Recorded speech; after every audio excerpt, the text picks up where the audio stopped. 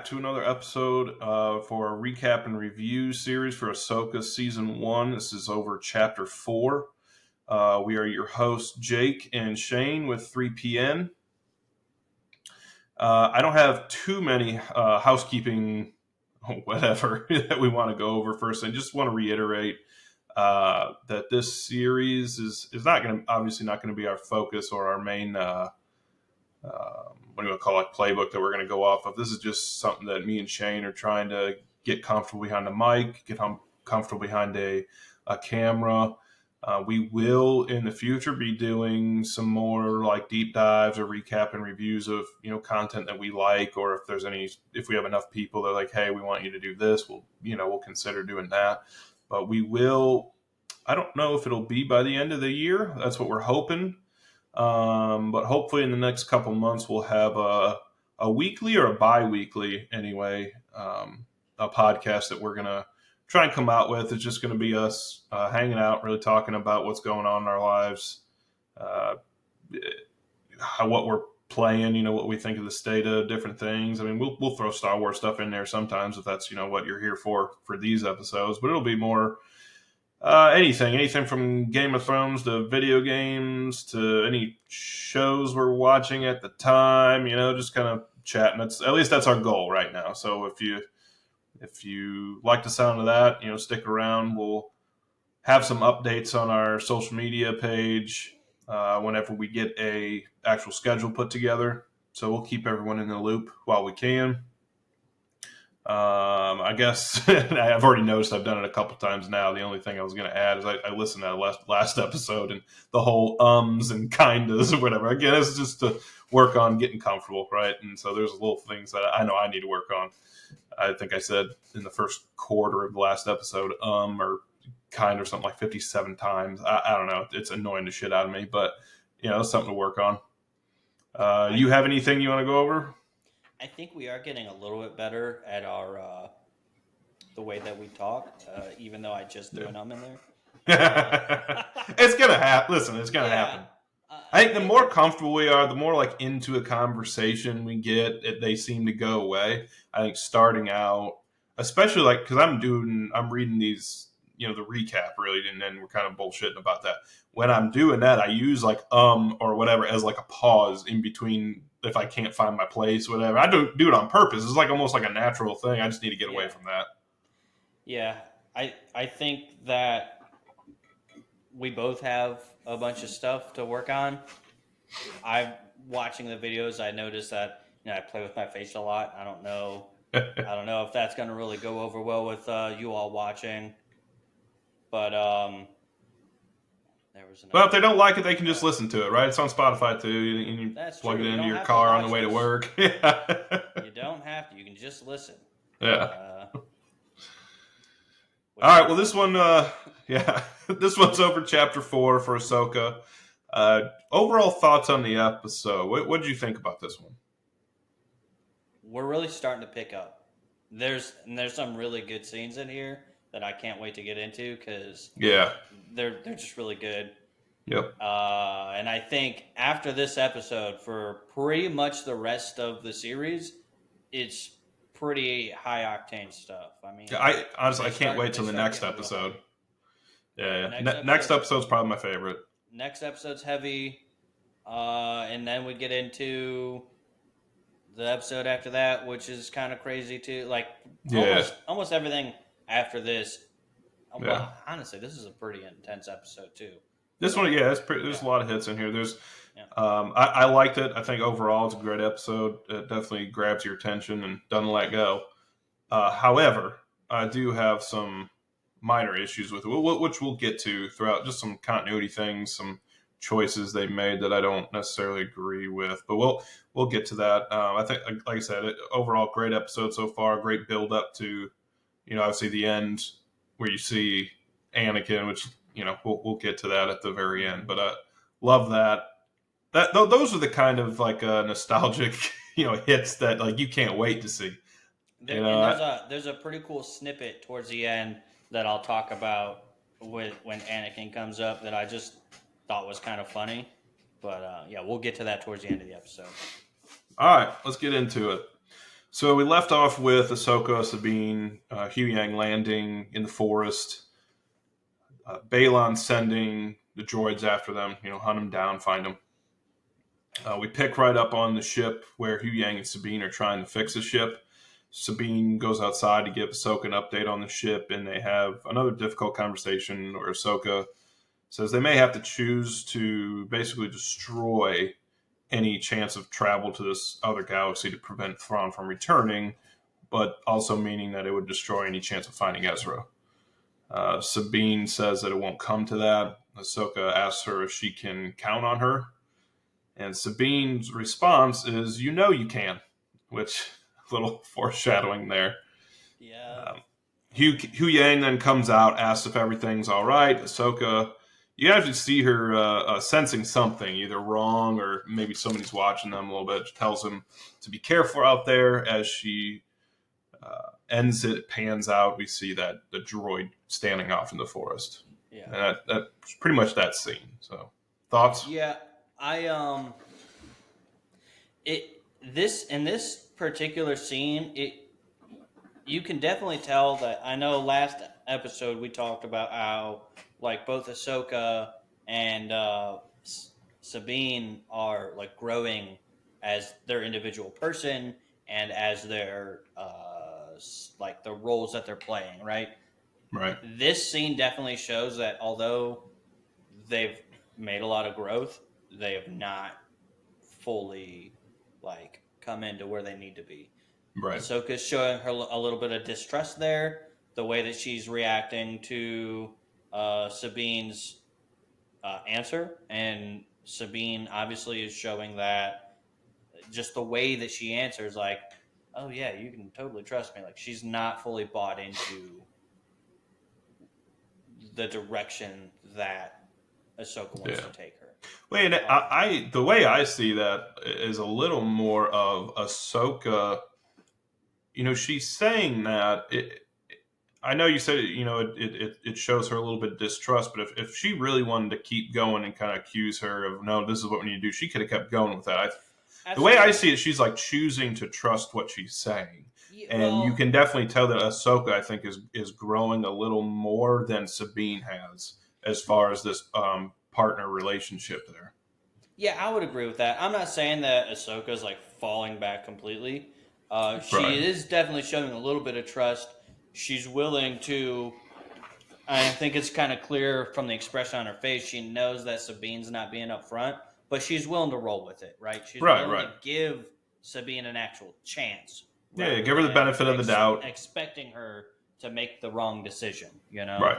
So I think in that sense it does still show some growth on Ahsoka's side. Like she knows that Sabine isn't being 100% forthcoming, but she's willing to let her make that choice when she needs to. Right. All right, well, we cut back to Balon and Shin and Morgan Elsbeth. Shin tells Balon that they found the ship. Balon tells them to move in and send Shin and Marak to help. Balon says to Morgan, then we best get underway soon. Morgan says, is that a note of fear in your voice? And Balon retorts, experience. So Balon definitely does not underestimate Ahsoka. Or Sabine, for that matter. He's had the experience. He knows what the Jedi are capable of, especially what Ahsoka's capable of, seeing that he already knows, which we'll find out more. There's a little more conversation about this, but he knows who her master is. He's familiar with Anakin. So he's definitely getting prepared for what's coming. And it seems that Morgan Elsbeth is kind of brushing it off a little more than she should. Well, she's a typical Empire elitist, right? Right. And she's even sort of like she's got this like superiority complex, where she's sort of like looking down on Balon, like, "Oh, you look scared." It's like, listen here, lady, you're the one that hired him for a reason. Yeah. You didn't just hire a couple of fallen Jedi because you thought you could do this all on your own. You hired these guys because you knew you couldn't. Exactly. So, like, cut the crap. right? Yeah, yeah, Balin obviously knows exactly what he's talking about, and she obviously knows that too. But for whatever reason, she's trying to play this like upper hand card, like she's the one that's in charge and in power, yeah. which is funny, especially once we get into the some of the other episodes when you realize she really ain't nothing. Oh, exactly. Yeah. So and it's really funny. She's trying to, like I said, she's trying to act like she's all high and mighty, and holier than thou. But really, she's like the lowest stick on the totem pole for everybody here, for all of them, to Yeah. include Sabine and Ahsoka. She is the lowest stick on the totem pole. She's like the least powerful. The only thing that Wait, she yeah, has is a ship and a map. That's the right, only use she has to anybody right now, is the ship and a map. She hasn't even shown yet, at least not on camera. She hasn't even shown like a large affinity for the Night Sister magic. right. She just has a ship and a map. Wait, in hindsight, 2020, right? I mean, we've seen the series at this point, Yeah. but even at this point, you can already tell like Balon has his own agenda, and Shin for that matter. But Balon is using her, and I don't think she realizes it. No, not at all. No, like Not even a little bit. no, it's She's which we'll honest. get into more obviously later we go, but I almost feel bad for her because literally everyone's using her. everybody.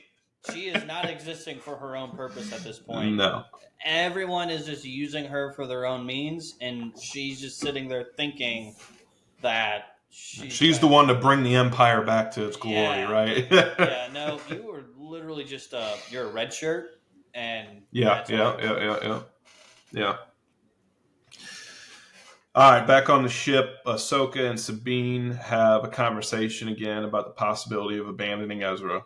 Hu Yang is outside working on the ship when he's attacked by the droids. He cuts power while he's being attacked to the ship, signaling Ahsoka and Sabine that they're under attack. Sabine and Ahsoka, run outside. Lightsabers drawn.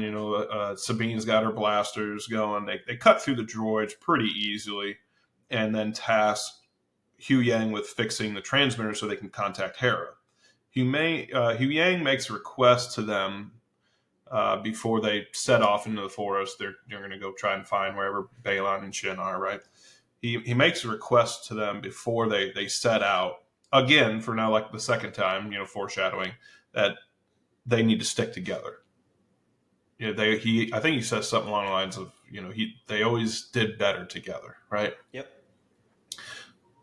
So back to Hera Syndulla at the New Republic fleet. Hera takes her ship along with five X-wings. I don't want to skip that scene yet because I still. Oh no, go ahead. Yeah. Okay, go ahead. Yeah.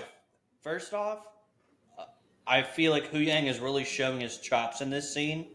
He does a pretty good job of kicking some butt at first, and obviously eventually gets caught up. But that scene was so cool, just watching him essentially using like these Jedi techniques that he's helped teach, and he's just at the beginning mopping the floor with these guys. Obviously, he gets ganged up on, so he gets caught up. But super cool fight scene with him just going. But it looked, and maybe I'm wrong if I remember right. He had like 2 extra arms like come out of his shoulders, and that's what little ones. Yep. Yeah, that was strange, but that was cool. Like I love Hu Yang. Yeah, I think those little arms, like he normally uses those to help when he's like fixing the ship and stuff. So right. More stuff at once, but obviously he had to repurpose those little guys to help defend himself. And I just thought it was real cool. Like normally when you have these, like in Star Wars, basically across the board, for the most part, your humanoid droids play very non-combative roles, like C3PO, and I don't remember what any of the other ones are, other than the HK assassin from the games. But with the exception of HK, all the other humanoid droids that play like a sidekick role, they don't really do anything. They just sort of walk around like, oh yeah, like this is how we do stuff. Let's fix stuff and talk to people about things. Hu Yang is like, no, fam, I have been teaching Jedi how to fight for thousands of years. So I'm gonna kick some butt real quick while I got a chance. And it was just Right. now I can go to Syndulla. No worries. All right, back with Hera. They're at the New Republic fleet. Hera takes her ship along with 5 X-Wings, obviously defying the Council's decision. She goes to, or they're obviously going to help Ahsoka and Sabine as, backup, right? Now, the only thing that it's not a long scene, right? But the only thing that I thought was weird is that she's bringing her son along on some, rebellious mission, whatever. Is that the smartest decision she could have been making? Well, no. Man, it's really hard to rationalize that. It was like, from a parent perspective, really dumb thing to do. I mean, she's got to be out of her mind bringing her kid along to somewhere where they obviously know they're going to encounter some kind of resistance, right? I don't want to talk about this too much because it comes up later in the episode. Yeah, it does. But I think she is bringing her kid for a reason. And it also led to a really funny little dialogue in there where he's like, Mom, like, why do I have to do what I'm told to do? Why can you, go off and do whatever you want? She's like, well, when you become a general, you can decide to not follow orders. Yeah. Yep. So just a little minor, like I said, nothing like it doesn't detract from the story or anything like that. It's just as a mother and your kid, why that doesn't make sense to me. I think that at the beginning, like at this part in the episode, it makes a lot of sense to not understand why. Towards the end of the episode, I'll explain why I think she brought him. Yeah, but and I suppose there is not a ton of like backstory or world building around Hera at this point, and like who she trusts in the New Republic, or on that, was it Home One on that ship, whatever. So maybe it's just something as simple as she doesn't know, but she couldn't find a babysitter, But I don't know. So we'll move on from that. Yeah. All right, back on Cetos, Balon and Morgan discussing the precise calculations needed to make the jump through hyperspace. Morgan tells him to have faith, and Balon says, "I lost that a long time ago." It's really, again, adding to something simple, but a little more depth to this character that I just think we haven't got enough of. Even when this series was over, I just wanted more of Balon. It's a quick scene, but it is such a shame that this guy, I think his name's Ray Stevenson, if I'm not mistaken. I could be wrong on that. But anyway, I don't know, and I don't want to butcher it because I think it is a shame. But I do think we should get some kind of origin story with this guy's character. If there's not, I don't know that there is one already, obviously, but I don't think there is. No. And I don't want like an actual like full length series about it. No. Just because. What about the origin? You know how Netflix messed that up. Disney just did. I say just did, but a little bit ago they did the. There was a couple. It was a series, but it was a bunch of different stories. That's what I would like. That's what I'm talking about. Like get some like animated, fine, whatever. Yep. Get somebody close to his voice. Yeah, I don't want like a full-fledged like multi-episode or even like a movie or multi-movie thing that's depicting his origins. I just need like a snippet that says like, okay, like this is what his skills were. This is how far along in the training that he got. This is how he escaped. I mean, and maybe end it with how he found Shin, right? Yeah. That'd be perfect.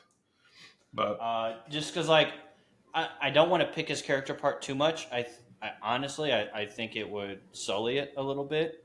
And I want them to focus on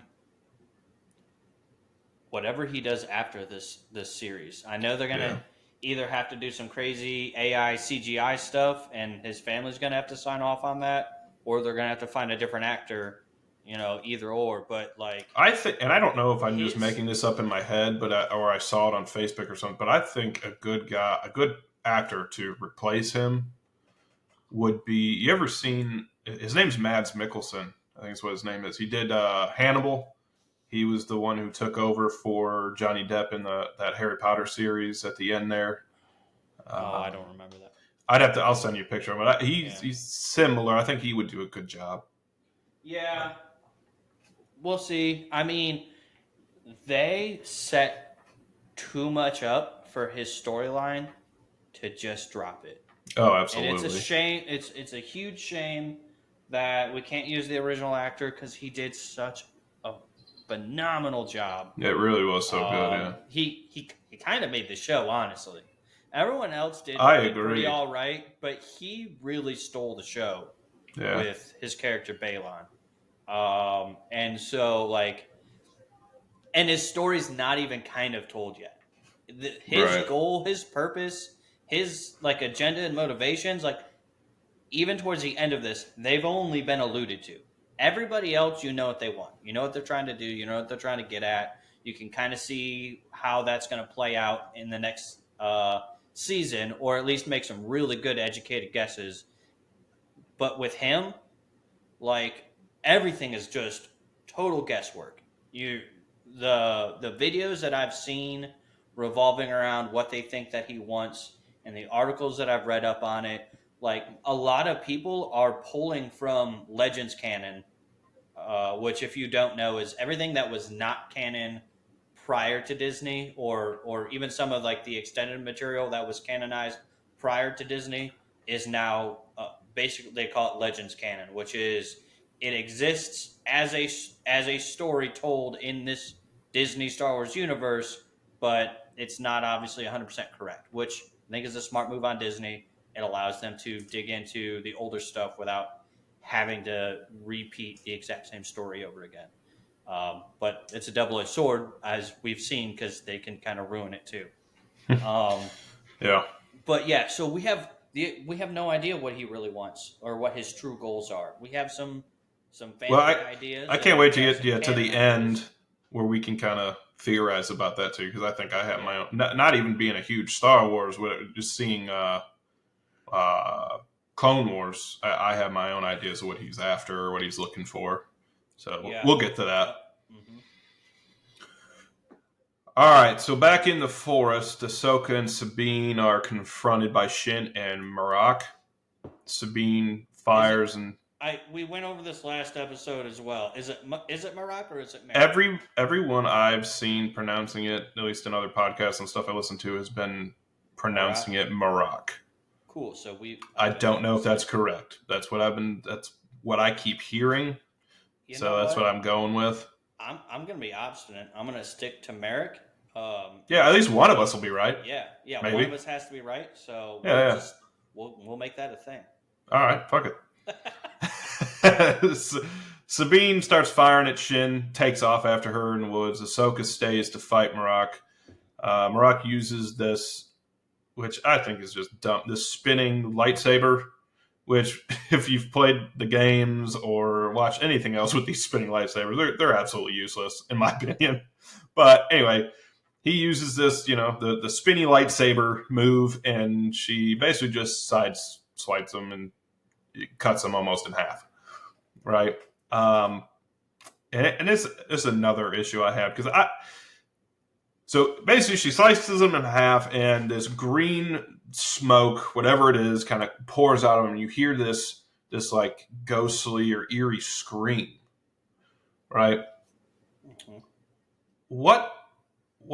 Okay, two questions for you. What the hell was the purpose of this Marok character? Because I thought he was going to have more of a purpose than just...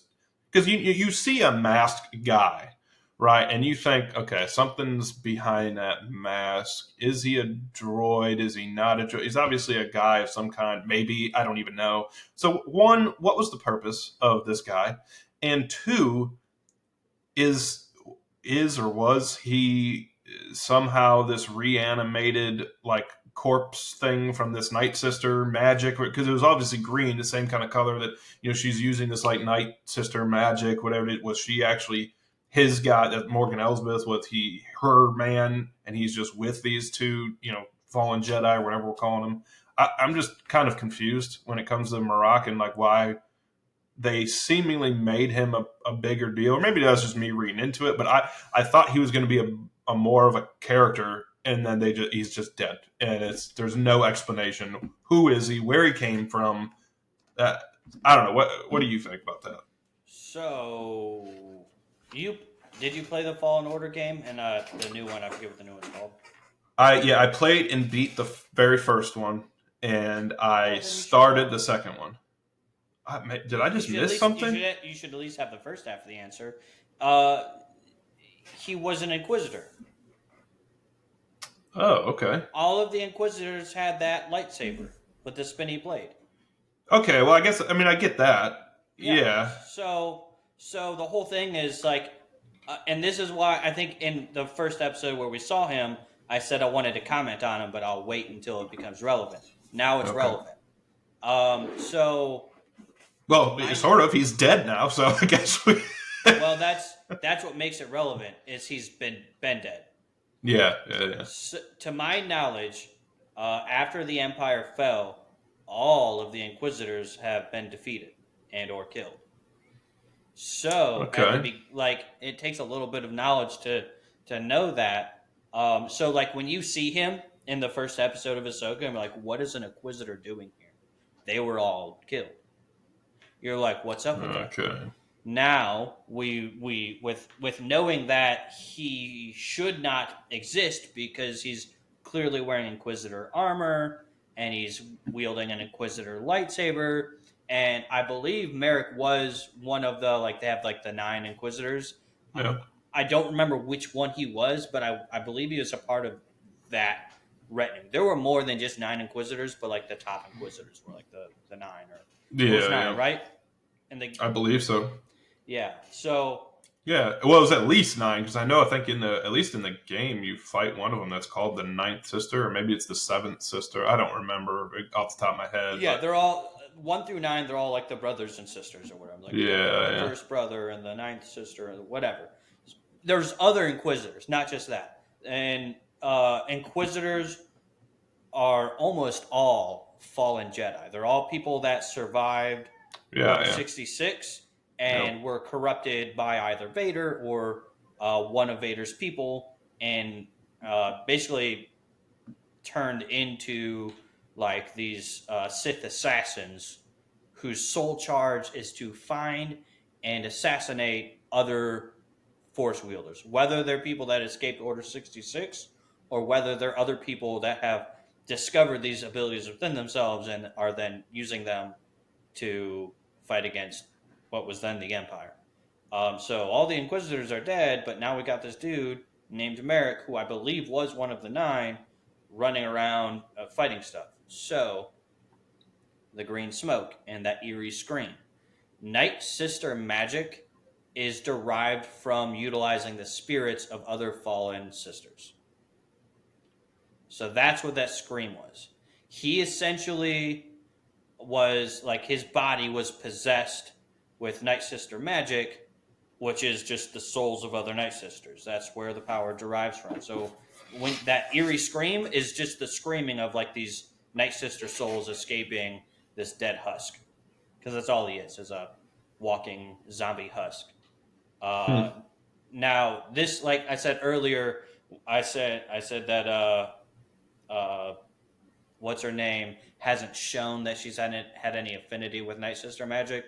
This shows that she's at least got some, because I feel like it's quite a bit if you can reanimate a dead corpse. Well, they can all do that, but Okay. And you'll see in further episodes. Normally when they reanimate a dead body, it moves very zombie-like, with the quick jerking motions and some of them can run and stuff, but they're definitely they move like a corpse. They move like what you would think a zombie would move like. But this dude moves very fluently, almost like he's still a Force user. So. When you see Shin's face, when he gets almost cut in half, or you see Shin's face and she looks surprised, she didn't know. I think she just realized oh, now I don't just have to deal with this, good for nothing, non-Force using Mandalorian. She's like, now I have to deal with a Jedi Master. which I think is kind of like this, at least the skill level that Ahsoka's at. Like, she's shit. Now it's 2-on-1, and one of them is actually quite a bit further along in their training than I am. Okay. Yeah, I buy that. She could have been surprised that it was Night Sister magic keeping that dude together, but I feel like she would know enough to know that at least the Inquisitors are all dead. So she should have asked the question at some point, "What is this?" and been answered. I don't know. It could be maybe she was surprised at both. But honestly, Yeah. like if I was in her situation, I wouldn't be so concerned about weird ghosts coming out of a dead dude's body. I'd be more worried about this two lightsaber wielding Yeah. psychopath that is staring at me and ready to attack. So, But I like that you say that, because that kind of brings me to another, which we'll get to here in a few scenes. So you referred to Ahsoka as a two lightsaber wielding psychopath. yeah. Okay, why then in this episode, when she's fighting Marok, and then here in a couple more scenes, and we'll get to it in a minute, but she starts fighting Balon, she's only using one lightsaber. So there are many, many different forms of lightsaber battle, or like forms that you use when wielding a lightsaber that are specifically designed for whatever you're trying to do. Some of them are better at are designed to make it easier for you to like block bullets, and some of them are designed for you to be more reliant on your force abilities rather than your swordsmanship. There's a million different. I think there's 8 forms, 8 official lightsaber forms, and so she's just like the dual wielding. I don't remember what all the names are, and I don't remember what each name actually relates to as far as what its goal is. But I mean, even in Fallen Order, you learned the different forms, and Yeah. when you select that form to be using, it makes you better at certain stuff. So Right. she's using one lightsaber because whatever form she's trying to utilize against him is specifically designed to fight an Inquisitor. She herself has defeated at least 2 or 3 Inquisitors on her own, so she knows how to take care of them. That's why she wasn't intimidated when it did its spinny blade thing. Um, it that in and of itself is more of an intimidation Yeah. thing that they do. It's not great for wielding a blade because you can very easily cut yourself, and it's Well, very hard to I utilize. buy that when she's fighting someone like Marok, but when you go up against somebody like Balon, who has had like formal Jedi training, Mm-hmm. he is a force to be reckoned with, right? And you're not going to use your signature double saber technique. I don't know. I just thought that was a weird We'll talk to choice. that part when we get there. Cause Yeah, we'll get there. Yeah, let me get through this. But yes, to answer your question quickly, Merrick at some point was an Inquisitor and Okay. is now, well, dead, but right before Yeah. being dead, is just essentially a body that has been possessed by Night Sister spirits. So just because I feel like there's probably a lot of people who don't even know what an Inquisitor is. If you've never watched Clone Wars, whatever, if you've not Clone Wars, what am I thinking? Played the games. They're in Where were they? In Rebels. Rebels, and Rebels and they're in the games. are they in Bad Batch at all? I can't remember. It's been so long. I don't remember if they're in. I think there's like one because Yeah. I think Anyway, I think the little girl ends up trying to face off against one. okay. Anyway, if you're just a strictly like live action series watcher, if you've seen Obi-Wan, that's what an Inquisitor is. Too, The Grand Inquisitor with Vader, and all that. The girl who tries to She wants to become the Grand Inquisitor, but basically just to get to Vader because whatever. So if you've seen that, that's what an Inquisitor is. Yeah. So because that slipped by me. So all right. So Sabine and Shin, they face off. Tells Ahsoka to go get the map, Yeah, she's like, and I got this. She's going to take on Shin, which Here is exactly what Hugh Yang was worried about, them separating. If Ahsoka would have just stayed, they could have finished her off pretty easily, but whatever. That's the choice she makes, right? Is the mistakes along the way, which is where we get to where we're going. She takes off, right? There's a quick scene with Morgan leaving to prepare to leave their ship. Tells Balon to protect the map. Mm-hmm. Very quick scene. We see Ahsoka approach the map and Balon from the forest. Balon obviously waiting for her. He knows what's coming. You He skipped some tells cool her, stuff again. "I skipped some cool stuff. What I Yeah, skip?" dude. Sabine facing off against. Yeah. That comes after these scenes here, buddy. Oh, my bad. Yeah, As I yeah. was. Balon's waiting for her. Says that Anakin spoke very highly of you. Tells her that everyone in the Order knows Anakin. Few live to see what he became. Is that why you abandoned him? Pretty, shots fired to Yeah. Ahsoka, right? Yeah. Ahsoka says she's not there to discuss her past. Trying to take the high road. Mm-hmm. Balon tells her that the only reason that he's here is to secure the future. He says that what he's doing is necessary. Ahsoka says, starting another war necessary. And Balon tells her that I'm not starting a war, but Thrawn will. It's an unfortunate evil that speaks to a greater truth one must destroy in order to create. So, and I really love this scene. That's why I kind of chose to take it almost like verbatim, because when he tells her this, specifically the end line of one must destroy in order to create, it pans over Ahsoka, and you can almost see that she almost understands. This is how I interpret it anyway, that she has this like look on her face that she understands to a certain extent what he's doing, right? Um, and I don't even know if she necessarily disagrees with him. That's a lot to read into facial expressions, but just the way that she went about leaving the Jedi Order, whatever. It's a short scene, but I feel like there's a lot in that they almost relate in a way, and you can kind of tell here that Balon is not. You would say he's the bad guy, but he's not the generic bad guy, right? It's a greater good. It's the ends justify the means. What we've said from the beginning with this character. That obviously he's probably one of our favorite characters. I don't want to speak for you, but probably our favorite character in the series. I just love that scene. But unfortunately, you see that facial expression from Ahsoka, and she unclips her lightsaber anyway, and Balon tells her how inevitable, which I think was great because it's whether you agree with his means or not, or Ahsoka, whatever. He makes that comment as it of course is going to happen. You're falling into what the Jedi fell into. It's Yeah. you know what I mean. It's the good versus evil. There's no context. You're not thinking outside of the box. You don't really understand what I'm doing. Um, I thought that was a great scene. So Yeah.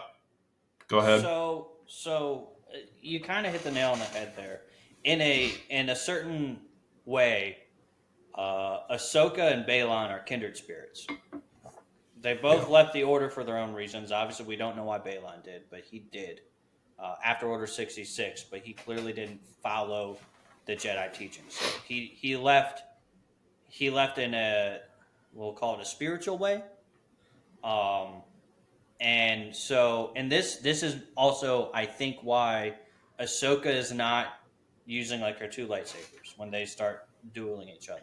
She's not trying to beat him. She's not trying to kill him. She is trying to figure him out. Which, I mean, you see this in movies all the time, and where they're like, "Oh, you can never know a true swordsman until you faced them, and that's how you know them." And that's a trope in a lot of the Star Wars stuff, where two opponents will duel each other, not trying to beat each other, but they're trying to figure each other out, right?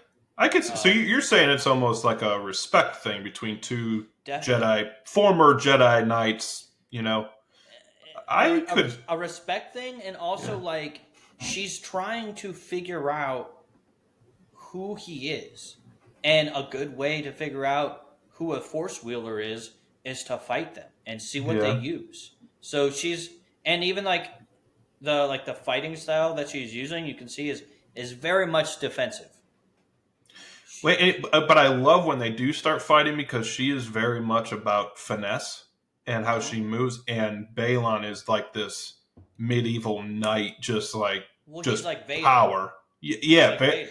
he definitely has that presence. A very, did I say presence or whatever I Yeah. said? I don't know. Yeah, he said presence. Anyway, he definitely has that presence about him where he's this like stoic Yeah.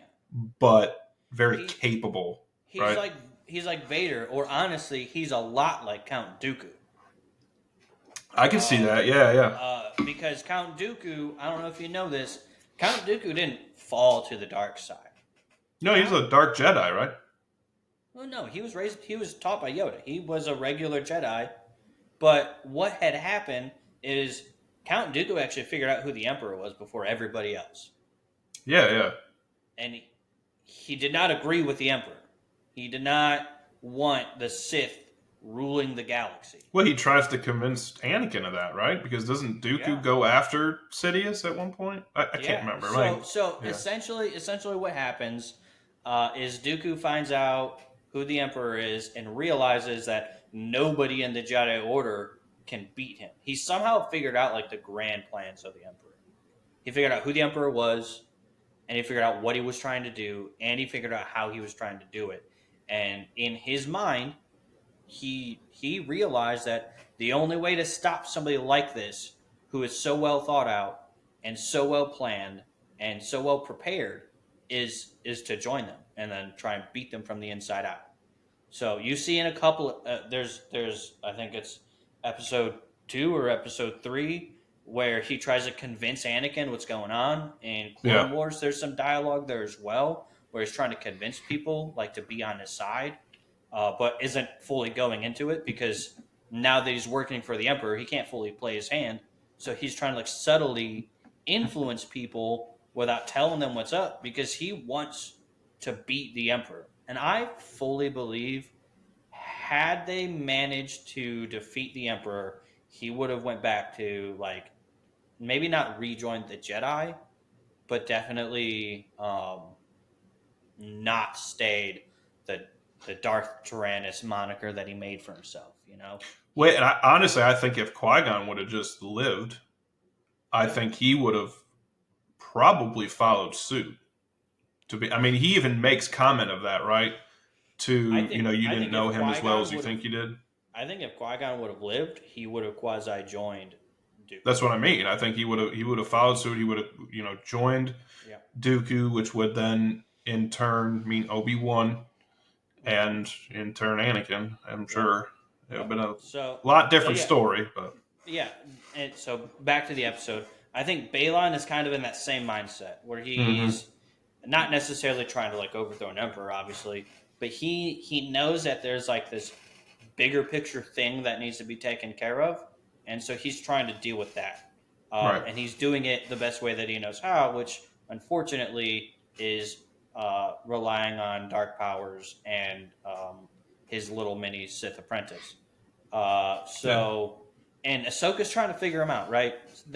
So, like you said before, we were like, why is she not using two lightsabers? That's a very aggressive fighting style, and it is designed to either kill multiple opponents or be hyper aggressive and overpower a single opponent.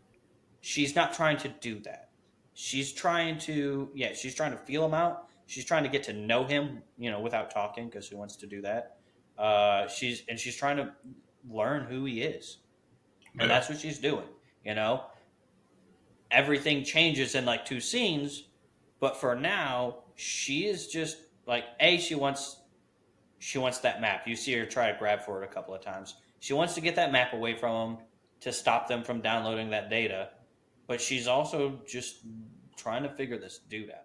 She When doesn't it want to seems kill him. that She he doesn't have to. knows But it seems like he knows a lot more about her than she knows about him. Obviously, Well, yeah. because I mean, she's the Padawan of the most famous Jedi right. ever, and Well, he and is he even just he seems like angry when he says that line about her abandoning her master, almost blaming her a little bit for why, like, how he fell to the dark side. That's kind of how I took it. Maybe I'm wrong, but I he think he's he just definitely has some anger in his voice, though.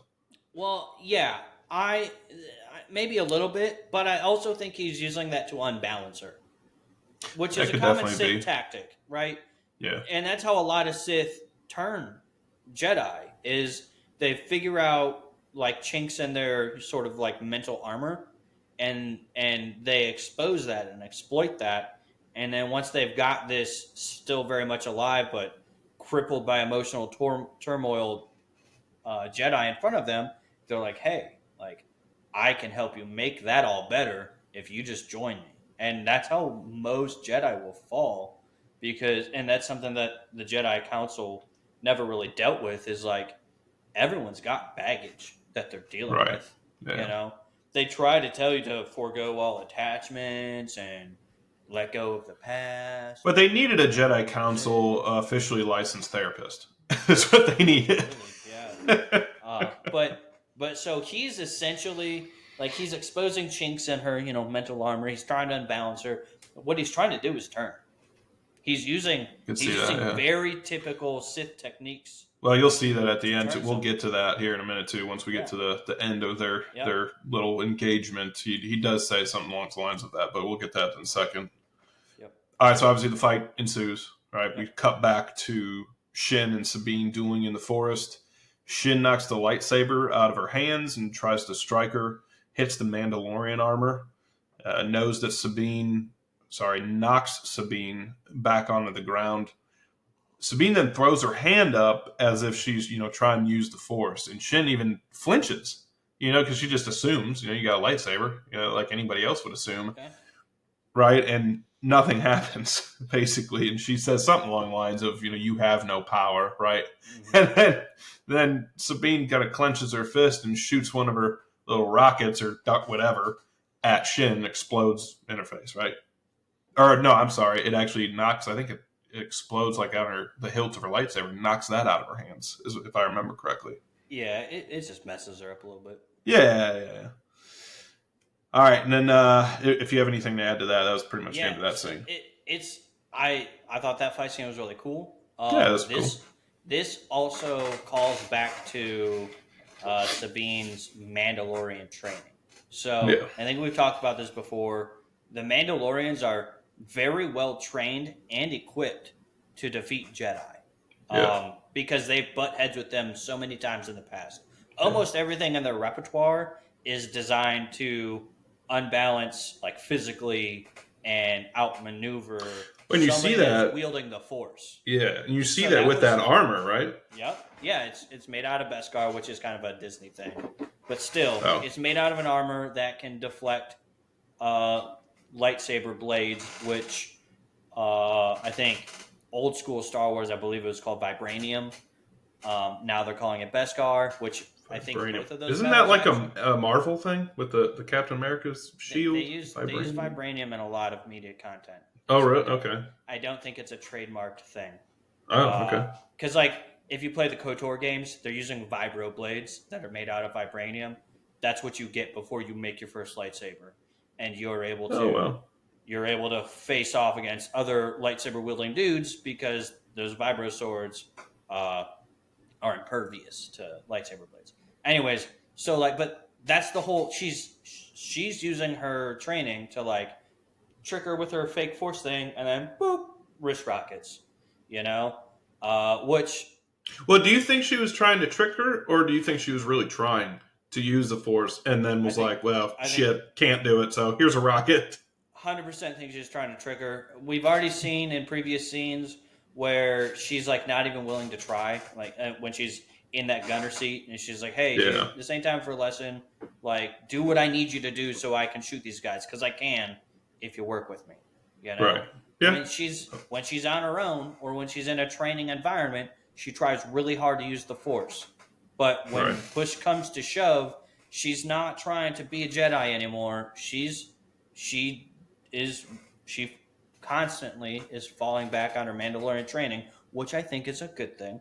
Um, to defeat enemies that are technically more powerful than her. Like she's got no Oh yeah. business. She's not. She's got no business beating an opponent like, uh, what's her name again? I don't know Shin what. Yeah, like Shin. I don't know why I can't remember it. Shin Hati or something like that. Yeah, something like that. I don't know. But she's got no business beating someone like Shin. Shin knows how to use force powers. She's a well trained lightsaber wielder, and she's just like all around on paper. She is better. She should be able to mop the floor with Sabine, but Well, we'll get to that in a Sabine's minute too. Is another yes, issue I yeah. have. Sabine's got all these little tricks. She's got her Beskar armor, and so she pretends to do like a force push, and then launches her wrist rockets, which is classic Mandalorian. You know, Oh yeah. uh, uh, you know, cloak and dagger type stuff. Obviously, everyone thinks that maybe she can wield the force, so she does that, which I think tripped up that precognitive ability that most force users have. If she just launched wrist rockets, then Shin would have been able to deflect that or dodge that or do something about it. But she threw her off balance by tricking her, by making her think she was going to do one thing and then doing another thing. You know. Okay. Yeah, I get Um, that. yep. So I think it was a really cool scene. I think it's cool that they're showing that Sabine is both. She's using both trainings essentially. She knows what it looks like, or at least what it should look like to use certain force abilities. So she's making it look like she's doing that, but at the same time, she also understands her own shortcomings, and she's actually capitalizing on what she Yeah. can't do. Yeah. Yeah, I agree with that. All right, back to Ahsoka and Balon. They're locked up in a lightsaber duel. Balon tells her pretty angrily that your legacy, like your master's, is one of death and destruction. Ahsoka kicks him back, runs over to the map, grabs it, but burns her hand or damages her, or whatever that night system magic damages her hand in some kind of way.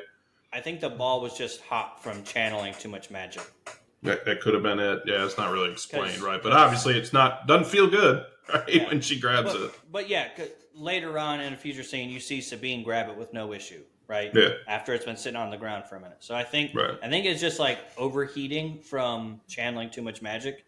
Yeah, I think that's all it is, or maybe it's just overheated from sending signals because it's obviously transferring a signal to the ship. And if anyone knows anything about basic electronics, the more that electronics work, the hotter they get. So it even like in a real world sense, it makes sense that that ball is hot. So she grabs it, burns her hand, tosses it. so I do think that another really cool line here is what Balon tells her about her legacy and her master's legacy.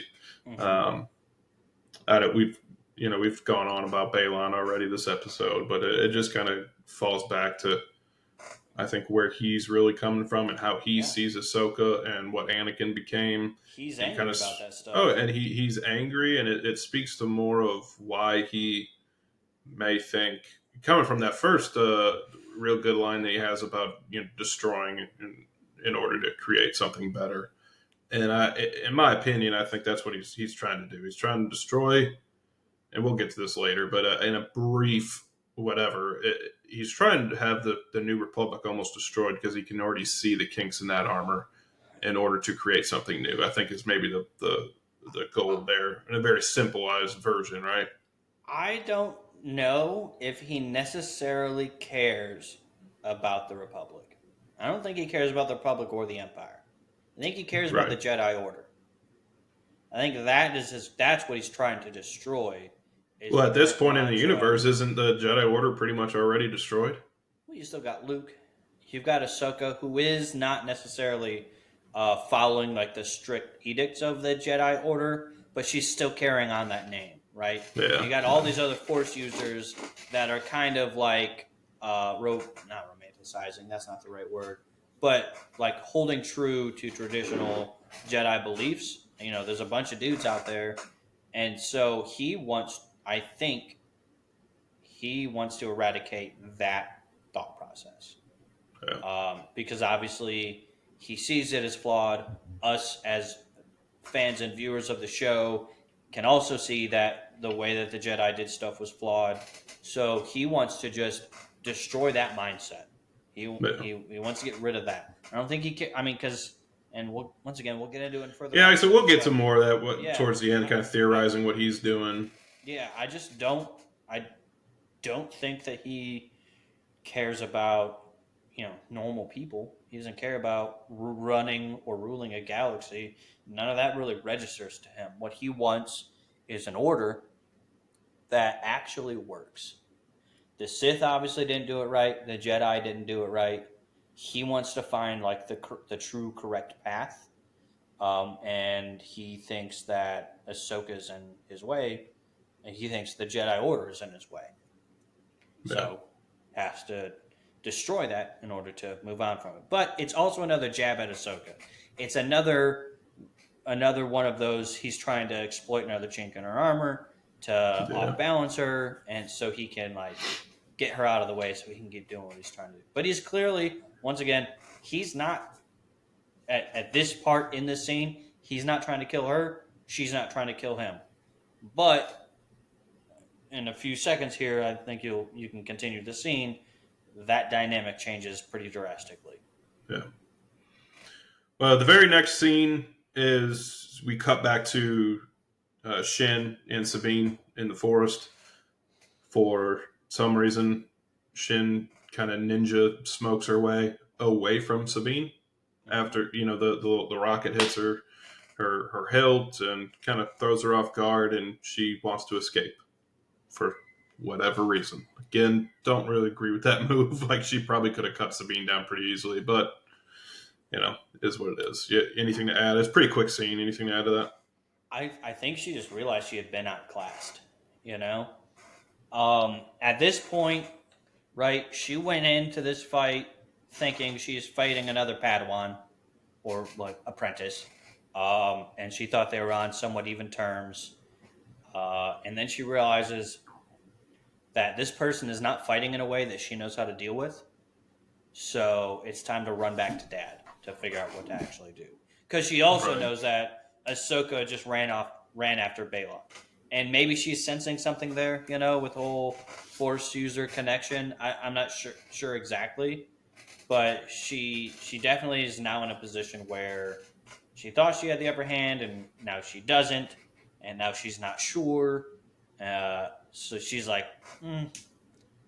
let me run off real quick and take out, or we can double team, Ahsoka and take her out. Because I think Sabine also, like, that blast knocked her back too, right?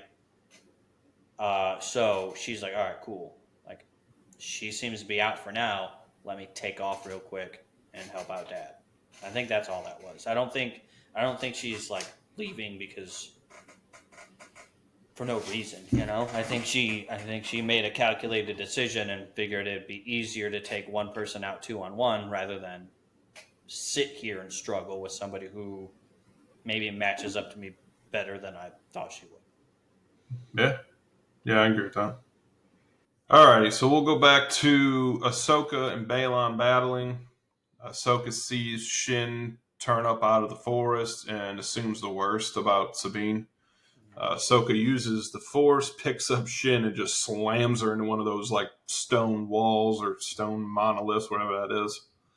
Balon gets pretty pissed and overpowers Ahsoka at the edge of that cliff there, at the edge of that temple. Balon tells her that it didn't have to come to this, but no other way. Sabine shows up then. Ahsoka sees that she has the map. Ahsoka tells her to destroy it. Almost looks like Sabine hesitates a little bit. Balon looks pretty pissed again and then strikes Ahsoka, throwing her off the cliff. Yeah.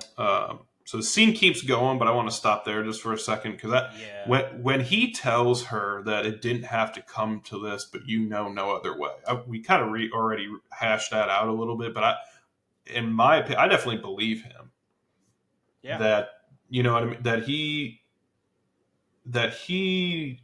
sometimes I think that's kind of a Star Wars trope, right? You it didn't have to come to this, but Yeah. it's kind of one of those tropey things that Jedi or Sith, whatever, they'll say to whoever they're trying to defeat at the time. Mm-hmm. But right here, I really do believe that from this character, that if it would have gone down a different way, they could have. It could have been a different outcome, right? Yeah. So, like we've already said, neither of them at first were fighting to defeat the other or to kill the other. They were both Right. trying to figure each other out and learn something about each other. Now, that fight scene, I'm sure, would have gone on much, much longer if his apprentice didn't show up. But Well, I think seeing that, Ahsoka was thrown off guard too. I mean, she was obviously thrown off guard when she thought yeah, Sabine was dead, and then having her come back right away, yeah, and is another. It's like a roller coaster of emotions yeah. for her right there. What and so honestly, Balon's apprentice showing up, in a sense, did exactly what Balon's been trying to do, which is throw Ahsoka off balance. Yeah, It's the very same thing that Ahsoka was trying to teach Sabine not to do, is to give into anger. But Ahsoka is very much like her master. He yeah, trained her, so she is now in this situation where she thinks this new fledgling apprentice of hers that is finally, after so long showing some promise, is now, she thinks, dead, because she can only imagine that that's the only reason why Shin would show up.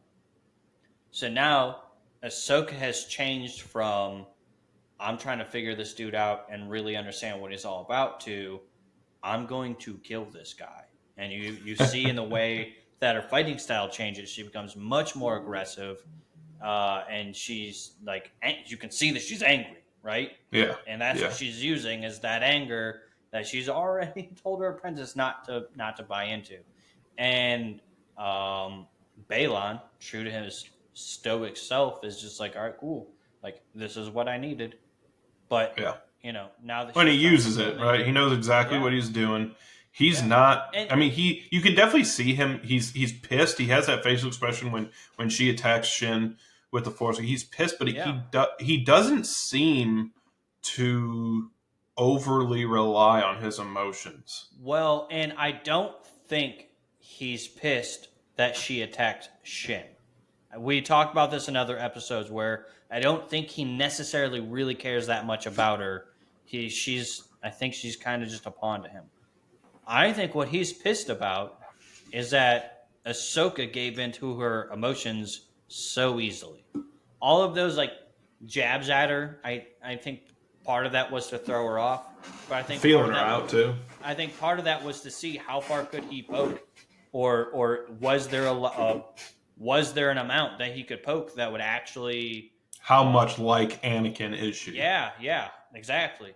And I think once he saw that, he realized, well, like master, or like master, like apprentice, and so now he feels like he's got to do something about it, Yeah, because and I don't think ever in this entire season do you ever see him actually strike out in anger, which yeah, I can buy that. honestly is more Jedi than anything that we've seen in this series. Like, No, he seems all, pretty controlled with everything he yeah, does. It's very calculated. It's controlled. yep, So yeah, I and agree with you. so I think that you get to that scene where she's like above or over the cliff, and he's like, it didn't have to come to this. Like, he wanted her to pass this quasi test that he was giving her, because that's what it was. It was a test. He was trying to see how far he could push her and how resilient she was, and so he wanted her to pass.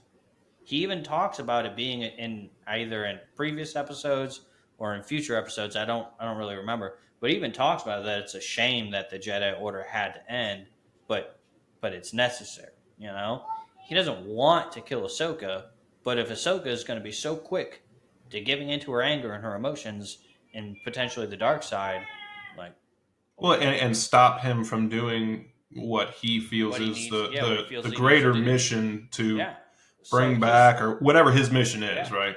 he's not trying to strike her down out of anger. He's trying to strike her down because he sees her as part of the problem, you Yep. know. And I think Yep. that's it. I think that's all it is. If Yeah. she would have kept a cool, calm head and just kept fighting him the way she was fighting him, like I said, I think that fight would have gone on a lot longer. I think even though Shin obviously wanted to join up, I think he would have told her to back off, and I think he would have kept that duel going until he could figure out a way to convince her that he's not the bad guy.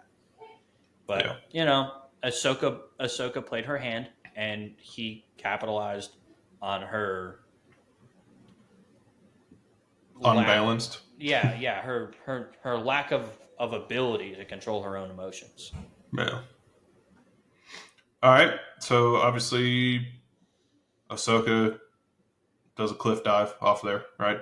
Yeah. Sabine then starts firing at Balon, Mm-hmm. who, he points. She points her blaster at the map, Yep. and Balon basically taunts her and telling her that she should do what her master told Yep. her to destroy it. And he's Um, correct. oh, yeah, he's absolutely correct. He's giving her like the advice that she should take. He's like, hey, Yeah. if you want to fulfill your goals, this is the only way for you to do Well, it. So like, that's exactly what you should do. yeah, That's he's taunting her, but at the same time, it's like if you're gonna do like what your role is as the apprentice, right, that's what yeah, you should do. Period. yeah, And so Balon then starts. He can sense. He's using the force. You kind of see there's that scene where he's almost using the force to kind of sense like what's going through her mind or whatever. mm-hmm. Um, he says something about how Sabine feels that Ezra is the only family she has left. Obviously appealing to her more selfish impulses. Balon says to Sabine that your family died on Mandalore because your master didn't trust you. I didn't understand that reference. Do you? Maybe you can explain that. So they haven't really talked about it a whole lot. We do know that towards the end of the Empire, they glassed Mandalore, which is a type of Right. orbital bombardment that essentially superheats the surface of a planet and turns it into glass. Um, Now, I don't know exactly what that means. I guess at some point in time there was a situation where Sabine could have stopped it, and due to whatever issues were going on between her and Ahsoka, was unable to. I'm sure they will allude to it more in season 2 because they haven't done it in season 1. But from what we do know, we know that the Empire glassed Mandalore, and we know that essentially everyone that was planet side at the time was killed.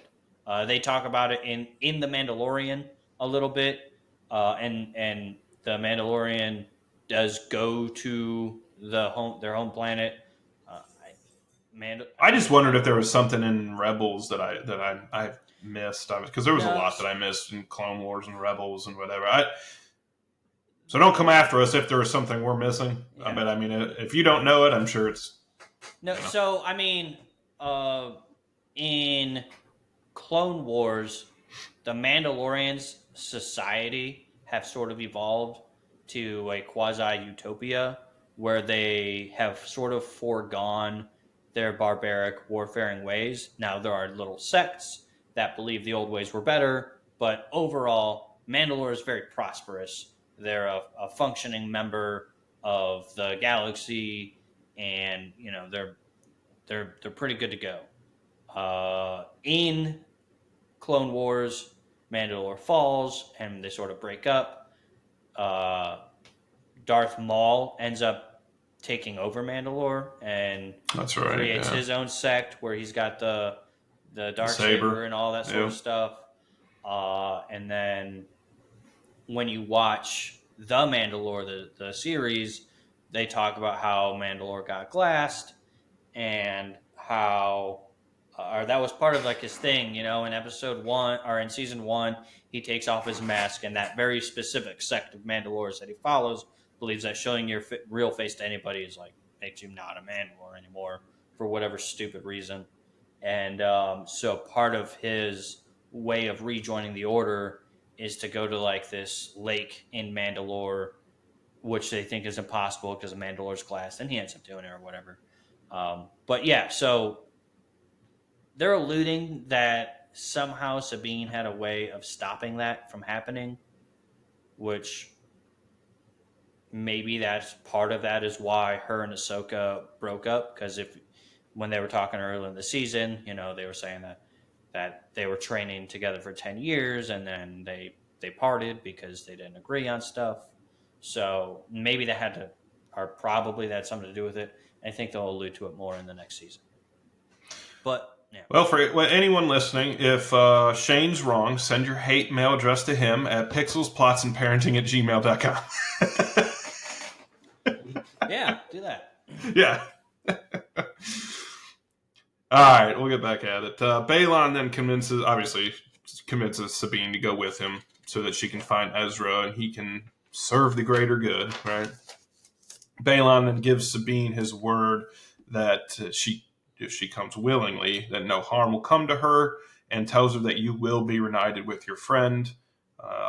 Do it for Ezra, right? Mm-hmm. And she relents. Sabine hands over the map. Sabine starts choking. As we kind of pan around, you see Shin like force choking her from behind, and Balon tells her to release her. She hesitates. I think he tells her again, and she submits. Like, she releases her. I gave my word, and unlike Ahsoka, I keep. Well, and he even says that he's like, I gave my word, and unlike her former master, I shall keep mine. Yeah. Which I don't know what he means with that either. Well, yeah, let me finish this, and I'll get to that, because when I first saw this episode, I thought something was happening, and as we find out, it kind of doesn't go exactly that way. However, it leaves it a little open-ended toward, depending on what happens in season 2, we'll see what happens. But anyway, Balon tells her that he's going to keep his word. Map is put back in place, and the coordinates are complete. Morgan sends a shuttle to retrieve Balon and Shin, and now Sabine. Right now, you kind of see Shin doesn't agree with what Balon's doing, right? But she's a true apprentice. She's going to listen to him, regardless of if she agrees or not, right? Yeah, she hesitates a little bit, but at the end of the day, she's like, "Oh yeah, she submits, right?" But do you think that Balon is, or at least was, trying to prep Sabine to be another one of his apprentice, or Padawan at least, or something along those lines? Like, is that why Shin's pissed off and not wanting to listen? And I think further on in this season, it's very clear that he doesn't see Sabine as a potential apprentice. But you also have to realize that he is speaking from a point of almost like what the Jedi truly taught and not how they actually acted, and his apprentice is very much a Sith. At least in the way that she utilizes her emotions. So, well, I don't even know if she's necessarily like a straight. I know we've talked about this before, but she's kind of wild, right? She buys into her emotions, right? And we got two things that are really upsetting her right now. One, Sabine just beat her, essentially. Yeah. And then two, Ahsoka just mollywopped the crap out of her. So she's coming too, seeing this person that just beat her, and is like, nah, nope, not today. Yeah. Goodbye. I need to fuck somebody up. Yeah, goodbye.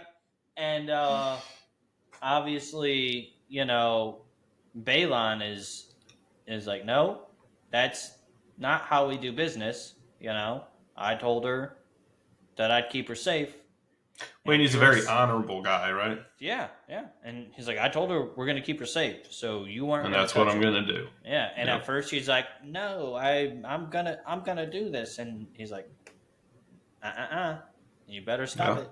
And I fully Yep. believe if she hadn't stopped, I think he would have intervened. And potentially Oh even yeah. killed her. Like Oh yeah. I think he was not going to let that happen. Well, in his head, he intends everything that he does. He fully intends to be better than what the Jedi Order was, Mm-hmm. and that it includes keeping his word. Yeah. Doing what he feels is the right thing. Right. So he's very true to what he believes. All right. So back to Hugh Yang, still fixing the ship. Hera hails him from her ship. Hugh Yang tells her that they're down. They need some assistance. Back to Balon, he is told that the calculations are complete. He destroys the map with his lightsaber. So obviously no one can follow him. He even makes it a point to say, and no one's going to follow them. You can see Sabine's disappointment on her face, or Yeah. almost fear, right? She was almost hoping he'd forget about the map. Yeah. Or thought maybe there's a way for her to like get a hold of it or Yeah. like do something, right? I think she initially agreed with him because she thought there was a way she could like scam the information of that map out of him. And then once he destroyed it, she realized all hope of that was gone. But what else is she going to do? So she's still Right. stuck with the plan. Yep. All right. The next scene is, and I'll be interested to see if you caught this or if you had an issue with it, because this is another area where I had a little bit of an issue, kind of more of a continuity issue, or maybe I'm missing something. I don't know. But there's a strange scene here where the Eye of Sion, which is the big ring hyperspace ship that Morgan has been building for whoever knows how long, it's emerging from these clouds, right? It's kind of a short scene. You see it emerging from the clouds, kind of insinuating that it was below the clouds on almost, in between the planet's surface and the clouds, right? So it's emerging through the atmosphere. I even believe that one of the droids says something to the effect that they're leaving the atmosphere. Yeah. Then it immediately cuts to, you see Hera and her ships approaching the Eye of Sion, seemingly miles above the planet's surface. Because you see Hera's ship and the 5 X-Wings, and you pan over, and the Eye of Sion is like nowhere near the clouds. It's like way out of the atmosphere. It seems like they missed a scene there or something. Yeah, I think they just cut something that would have just like extended a scene. Because, I mean, they're in space, right? And they're traveling hundreds, if not thousands of miles to get from one point to the other. I guess at this point, nautical miles to get from one place to another, right? So, like when they zip into the star system and like, oh, we got to go like around the planet, and like, oh, let's actually go around this way to cut them off the direction they think they're going.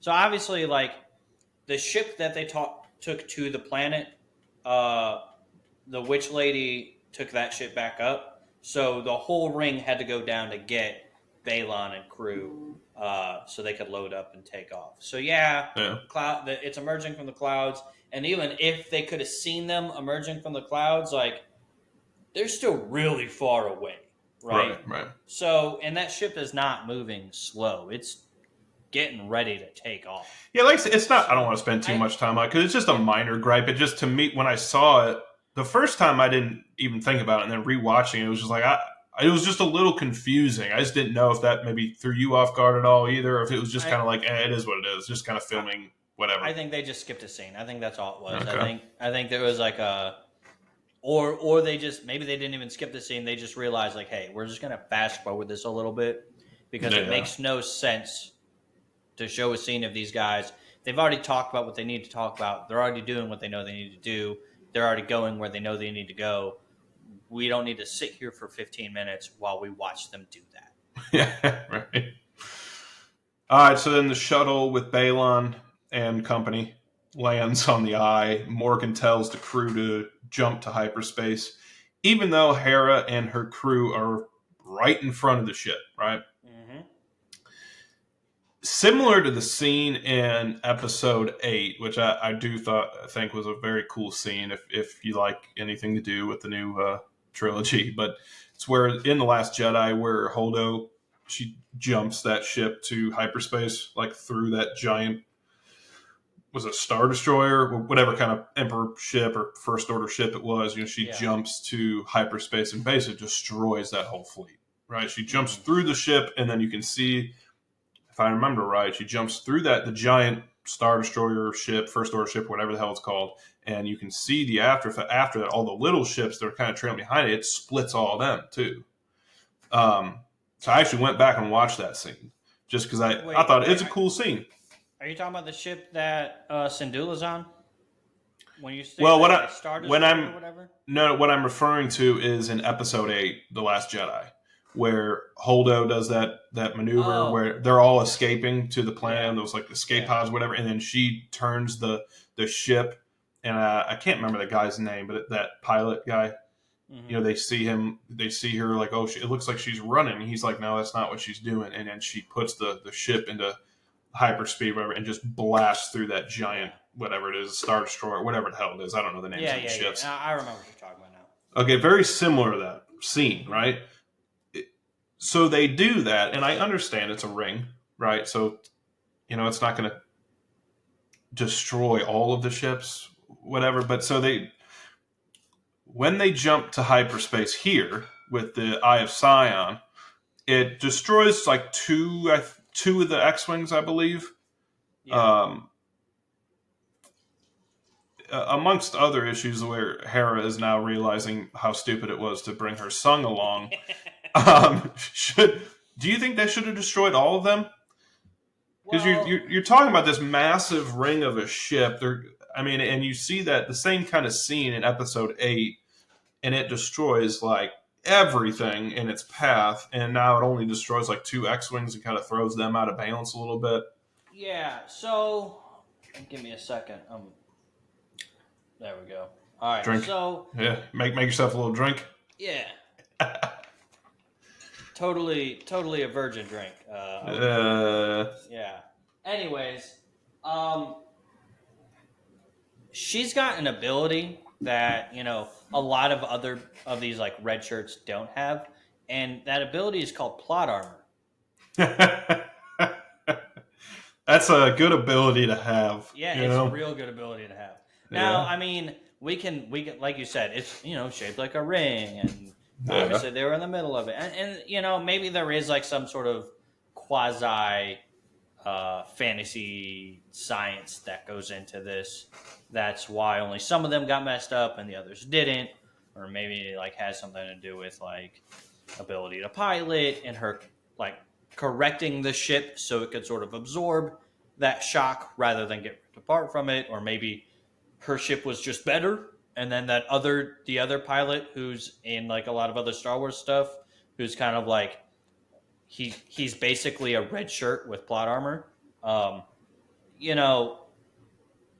don't know. It would have been dumb to kill her off, and it made for a much more intense scene to see that happen. It was like a more interesting scene. So I'll say that it doesn't really make sense that only some of them got messed up while others didn't.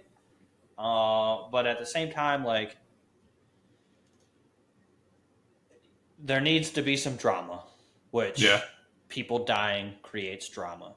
So, but at the end of this series, we'll get into more of this, because I don't want to, at least episode to episode, I don't want to take a whole bunch of time on any gripes I have. But it is a shame where I think there's a certain way of I'm not a filmmaker, so take this with a grain of salt, but there's a certain way to shoot things and a certain way to tell the story that you can do that still makes sense in universe and doesn't throw, I'm not going to call it a plot hole by any means, because it's not a huge deal, but it doesn't throw all these questions like, wow, that didn't really make sense.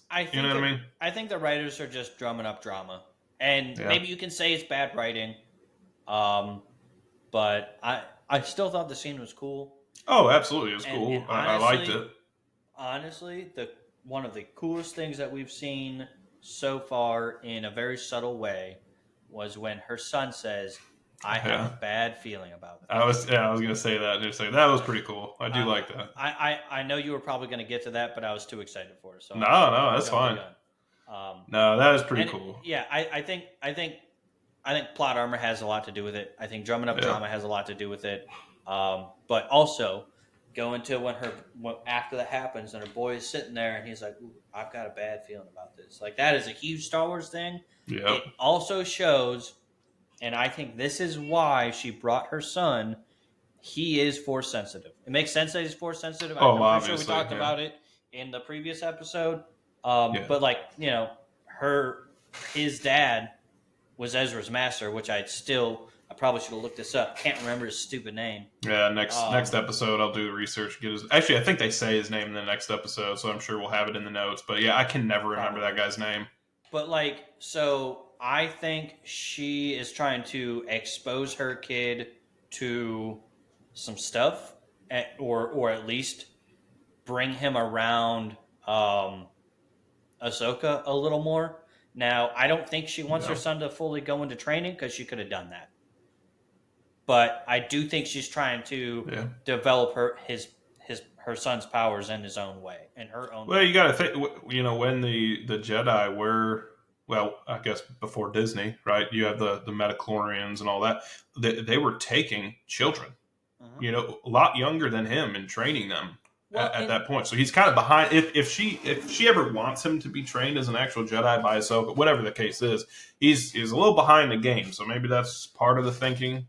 Get him exposed. At this point, he kind of looks at a very similar age as to when Ezra started getting trained. If you watched Rebels, Ezra was super young. He was a little boy. See, it's always hard to tell exactly how old people are in an animated series. But yeah, I hear what you're saying. Yeah, I don't think she's worried about her son being like kidnapped from her and whisked off to Jedi training. But well, she's obviously not worried about him getting blown up in a ship that's jumping to hyperspace.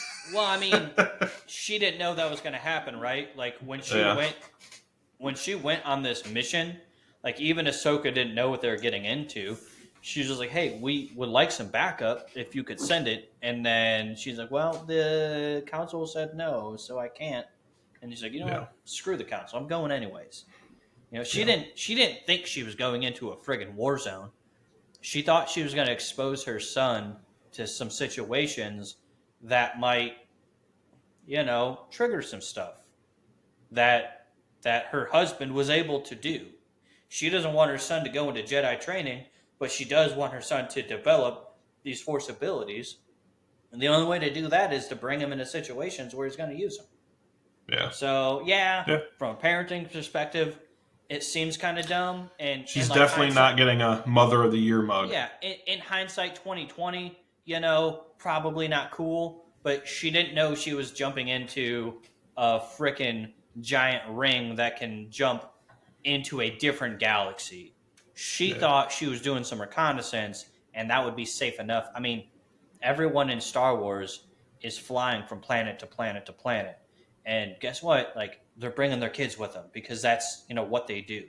It's just like when you, I don't know, go on vacation and bring your kid with you. You don't assume anything bad is going to happen, but sometimes bad stuff happens. Right. I think, didn't you go on vacation one time to Mexico and saw some dude's arm get cut off or something like that? Not exactly. Your mom said some story that alluded to that. Like, y'all didn't go on vacation thinking you were going to see some crazy stuff, but crazy stuff sometimes happens, So I think that's the same thing. Is she didn't think she was going to bring her son into like some dangerous war zone or into some giant ring that no one's ever seen before or heard of that could blow their ship in half. She thought she was just going to do some reconnaissance, expose her kid to the galaxy, and then move on with her day. Right. But it didn't turn out that way. All right, so we jump back to Hu Yang, who's frantically trying to get a hold of Sabine or Ahsoka. Can't get a hold of anybody. That very quick scene. Cuts right back to where that temple is. You see the waves crashing into the rocks. And then you see Ahsoka laying down. She's waking up. Now, where she wakes up and please correct me if I'm wrong, is called The World Between Worlds. Yep. All right. So she kind of stands up a little disoriented. If you've seen Clone Wars, you know that she recognizes where she's at. Is that correct? It's more Rebels. Is it Rebels? Yeah. In Clone Wars, they go to the source of the Force. That's right. I don't think they really explore the world between worlds. But in Rebels, Ezra and his master are all about the world between worlds. Right. That's how they save Ahsoka. Is Ezra goes into he pulls the her world away worlds, from Vader, pulls right? her away from Vader, yeah. So that's Rebels. That's my bad. Yeah, she's familiar with the world between worlds, and it's like a lot of stuff in this season or the series really. A lot of them are big callbacks to Rebels. You get some callbacks to Clone Wars and other Star Wars content as well. Yeah. Especially next. A lot of it coming from Rebels. Yeah, but a lot of it comes from Rebels. So you see her waking up. She stands up, obviously confused, disoriented a little bit, almost a little bit of recognition as she starts looking around. You kind of hear a voice at first, and she's kind of looking a little confused. Then you hear clearly Anakin's voice saying, "I didn't expect to see you so soon." Mm-hmm. Ahsoka turns around, and there's Anakin, the black get up. His traditional after he gets his arm cut off. Right. There's Anakin Skywalker standing there, kind of smiles at her. Super cool. And the episode ends. Yeah. So very, very cool scene. Yeah. Funny thing about this scene. Now, when you hear his voice for the very, very first time, I already knew it was Hayden Christensen. Yeah. Not from any research or anything like that. I just recognized his voice. Oh yeah. But so when I watch stuff on like Disney or Netflix or whatever, I always have the subtitles on because I've got kids and a wife, and they're loud, and even with my headphones on, like I get distracted. So I always put subtitles on, And sometimes my wife is Thai, so sometimes we watch stuff that's not in English. So I just always have subtitles on. And so it just sort of made me chuckle a little bit because when Anakin speaks for the very first time, actually his first couple of lines, I know what you're going to say. It's in quotations as mysterious voice. I'm like, there's nothing mysterious about this voice. I know exactly who it is. You don't even need to show his face. Like, I know we're talking to Anakin right now. Yeah. It was when I go through to do my notes for the episode, I turn the subtitles on in case I misquote something or whatever, or get somebody's name right or whatever. And I saw that too. I was like, is that mysterious? The mystery's been solved, let me tell you. Yeah. But very, very cool scene. There's not, if you've never seen Clone Wars or Rebels, where you probably are not very familiar with what the world between worlds is. I don't know of another source of media, especially not in the movies at all. Any of the trilogies. It's a Disney thing. So if you're not, I mean, you have to watch Rebels. It's not in any other source but Rebels. For those that don't know, the world between worlds is like a sort of spiritual dimension that exists outside of time. For those that have learned how to become Force ghosts, which is not only in Rebels, it's in like other stuff. The world between worlds is kind of how they travel to different places and interact and affect certain events. And I don't know, like, the ability that Force spirits have to go to certain events. Obviously, Ezra is really good at utilizing the world between worlds because he was able to literally pull somebody from one part of existence to another, which to me seems like a pretty significant ability, and that being Ahsoka. But like Force ghosts exist in this realm and are able to go to different events and affect stuff. That's how, like, you can see when Obi-Wan's ghost talks to Yoda. Yoda talks to Qui-Gon through this.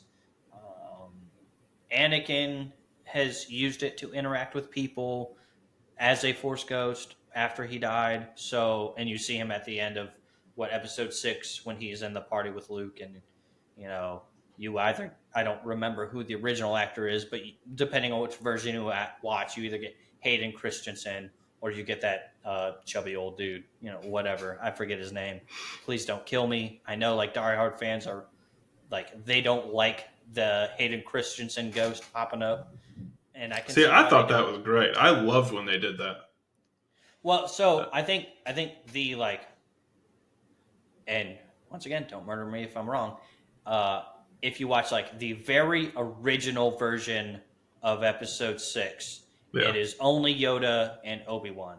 Yeah. And then when they remastered it, they added a Force ghost for Vader, which was like this older, sort of heavier set dude, which I think people were on board with that. And then when they remastered it for like the 3rd or 4th or 5th time, because they've remastered the original trilogy so many times, it was Hayden Christensen.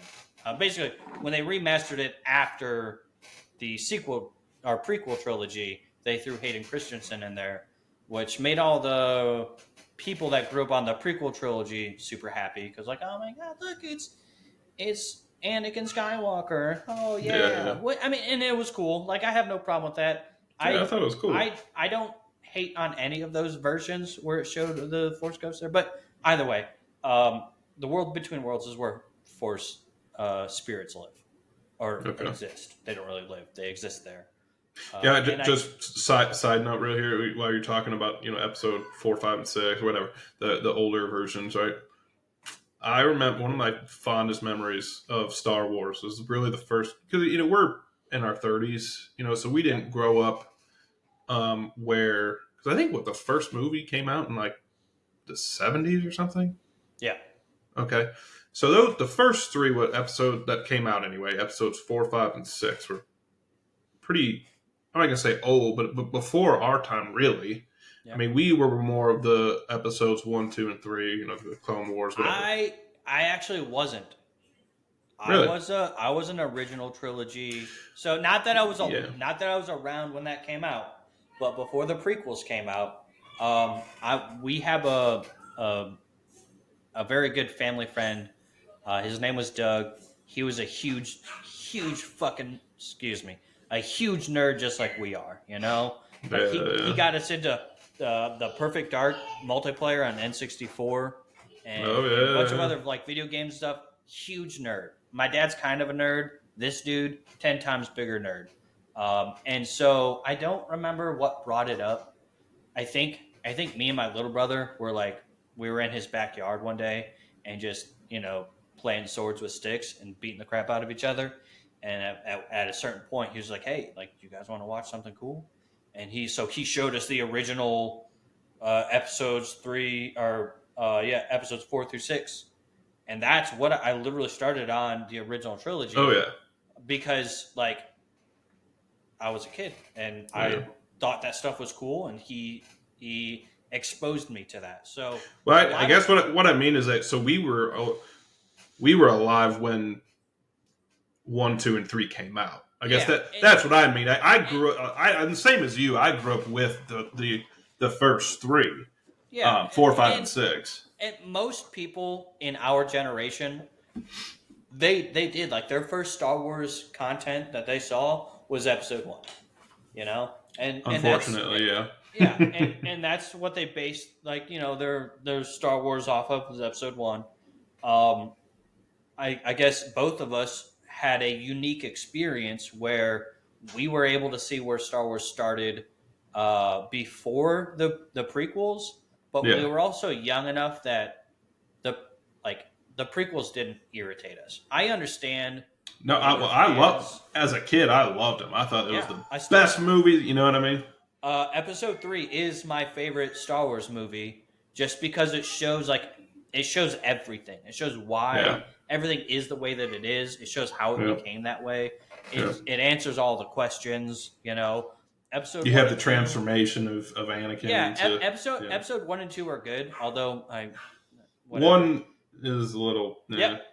Let's. I don't even want to talk about it. We probably should at some point. But anyways, yeah. Oh, we will. I'm sure. Like episode 1 and 2 are just build up to episode 3, which is a very huge culminating event that shows a lot of different storylines and how they become what they become.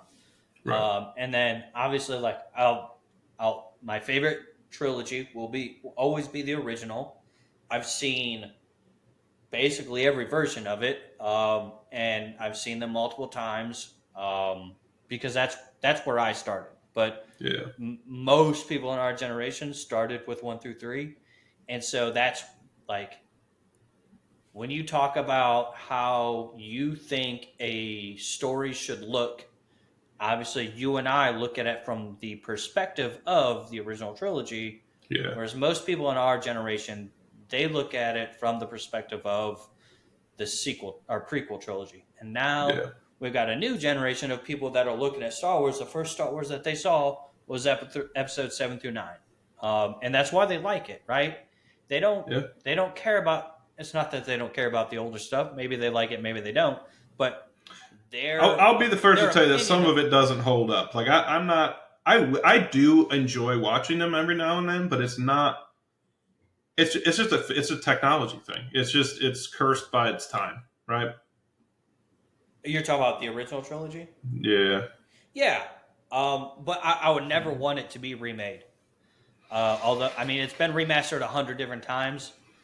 I don't need it to be reshot. I don't need it to be remade. I don't need it to be remastered. It's good where Yeah, it's I at. don't know how I feel about that, to be honest with you. The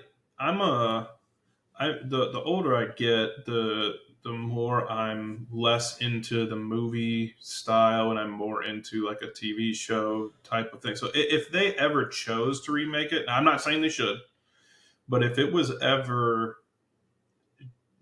ever decide they're just going to reboot the whole franchise, which 20 years from now I'm sure they will, as long as Disney holds on to it, that seems to be their MO. They reboot everything. I'm gonna be real honest. If they reboot the original trilogy, they better do a damn fucking good job. And it better be a shot for shot, just better done with more technology of the original. Because I am not interested in Disney's I don't know, like opinion of what the original trilogy was. Yeah. So I really like, in a sense, it would be kind of cool to see better technology pumped into the original trilogy.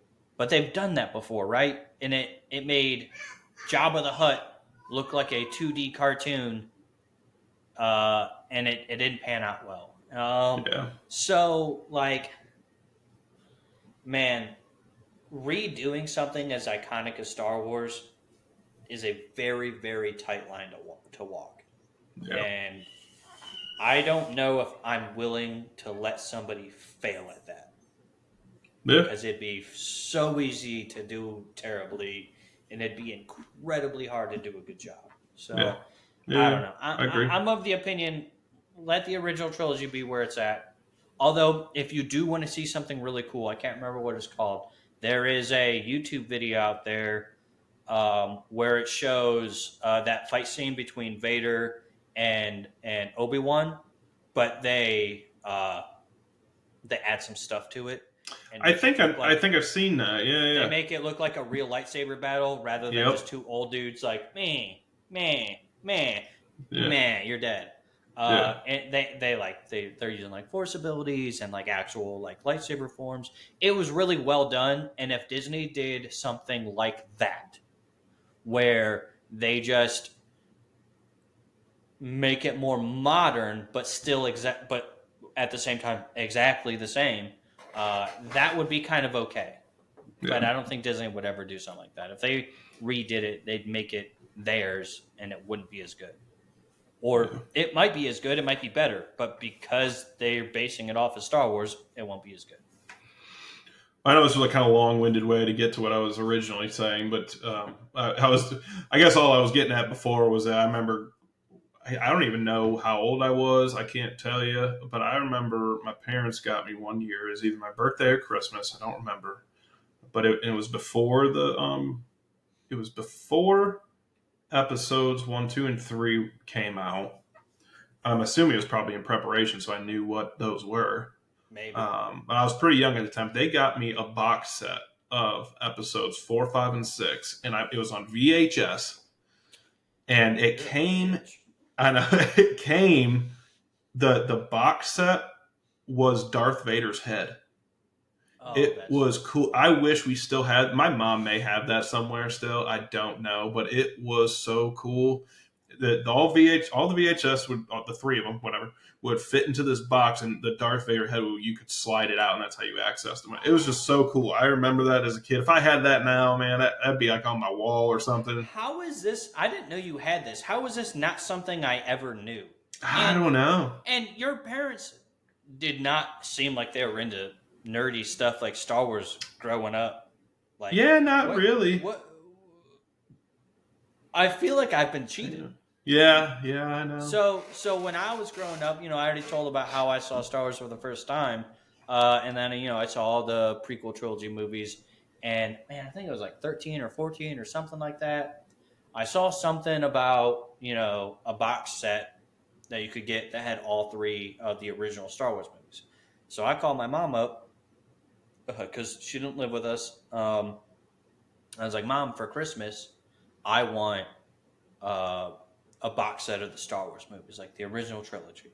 And I was like, if you can get it before they did, if you can get one that's before they did the uh, like remastered versions, like that'd be preferable. And dude, I'm telling you, my mom looked everywhere. She looked in so many different places to try and find this. Back then, online shopping wasn't a huge thing, so they Right. didn't actually have everything online. And you had to like go to like these shady companies and these shady websites and try and find this stuff. So she did find me a DVD box set. It was um, it was the remastered version that has the old dude in it, not Hayden Christensen. Gotcha. But it was like I don't know, like the Chinese version or the Japanese version. I don't remember. But it was like she bought it from Asia essentially.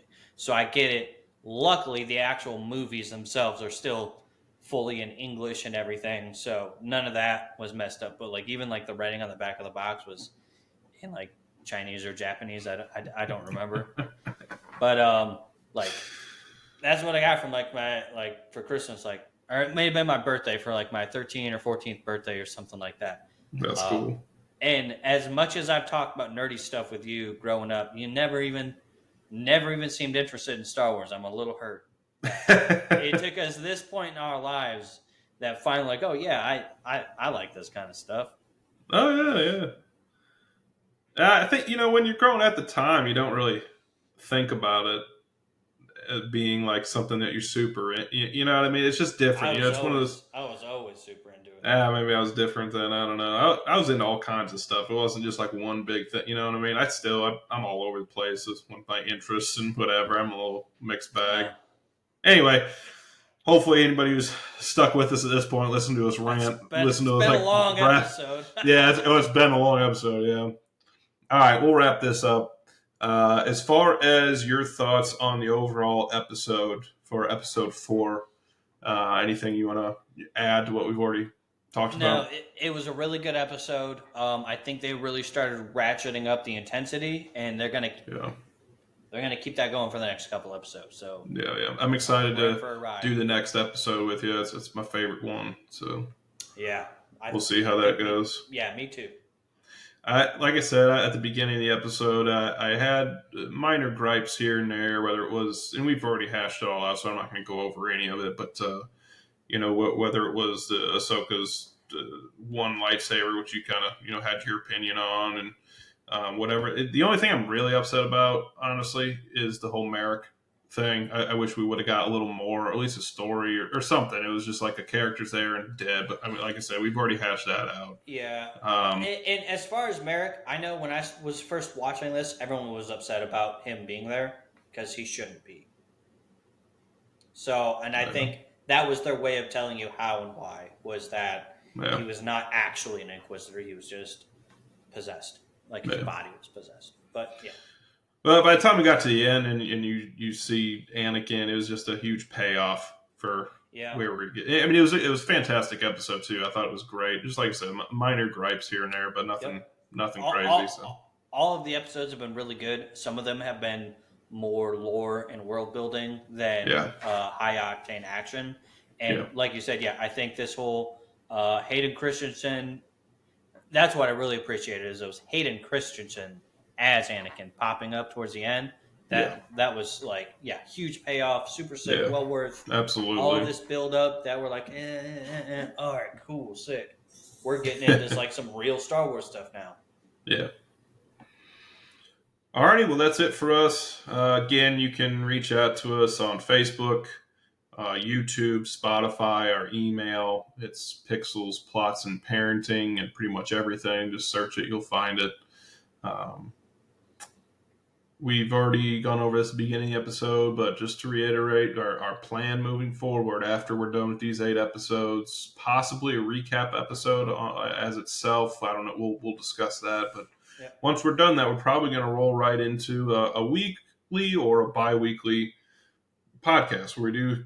You guys kind of got a little snippet of that today, where we just kind of go off on a rant. So, Hey, when you say bi-weekly, do you mean every other week or twice a week?